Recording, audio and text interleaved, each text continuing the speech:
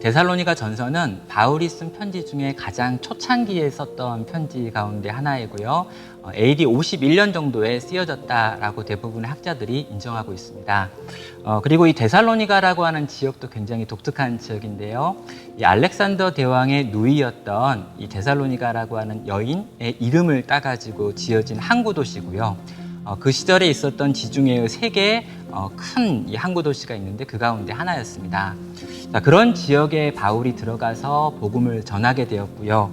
복음을 전했는데 조금 지나자마자 이 유대인들이 쳐들어와서 바울을 쫓아내는 일이 있었습니다. 그래서 급하게 도망가다 보니까 2주 또는 3주의 시간밖에 그곳에서 복음을 전하지 못했던 지역이 데살로니가 지역입니다.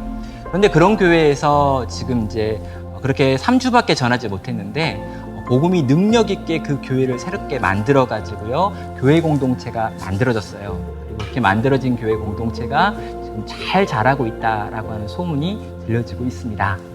자, 이런 교회가 문제가 발생을 했는데요. 발생한 문제는 이 가르쳤던 시간이 너무 짧다 보니까 진리의 총체적인 면을 다 가르쳐 주지 못한 거죠. 특별히 종말과 재림에 대해서 가르쳐 줄 수 없었던 부분이 있었고, 그것이 여러 이단들이 들어와서 종말에 대해서 흔드는 이유가 되고 있습니다.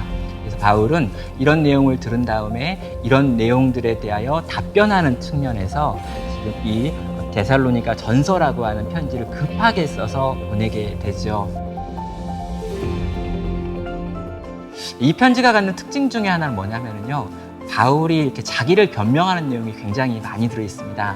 왜냐하면 3주밖에 안 되는 짧은 기간밖에 목회하지 못했던 이유가 무엇인지, 그리고 떠났다면 돌아오지 않는 이유가 무엇인지, 이런 것들에 대하여 지금 이쪽에 있는 데살로니가 교회가 굉장히 오해하는 부분이 있고요. 바울은 우리를 사랑하지 않는다, 우리를 떠나버린 사람이다, 우리를 생각하지 않으니까 돌아오지 않는 거야 라고 하면서 바울 자체에 대해서 신뢰하지 못하는 관계였던 거죠. 바울이 그런 데살로니가 교회를 바라보면서 내가 너희에게 전했던 그 모든 내용은 진정성 있는 메시지였다라고 하는 걸 강조하는 측면에서 데살로니가 1장부터 3장까지 이 굉장히 많은 분량, 그러니까 5장까지밖에 안 되는 짧은 분량에서 전반부에 있는 모든 내용들을 자기를 변명하고 내가 너희를 사랑하고 아끼고 있고 내가 전했던 말들을 생각해보면 다 거짓이 아니다라고 하는 자기 변명을 위해서 쓰고 있는 것들을 보게 됩니다. 그래서 굉장히 독특한 편지죠.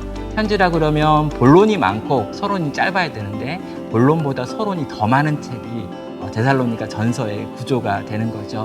1장부터 3장까지 내용에서 이런 데살로니가 교회를 향한 바울의 마음이 표현이 되고요.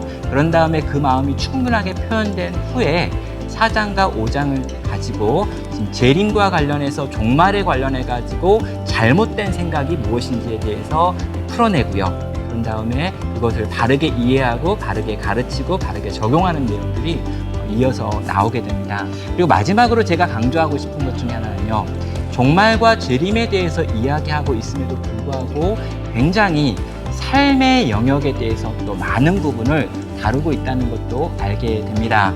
종말을 이야기하고 재림에 대해서 이야기하는 신학적인 부분이 많기 때문에 실천적이지 않을 거다라고 생각하는 분들이 많은데요.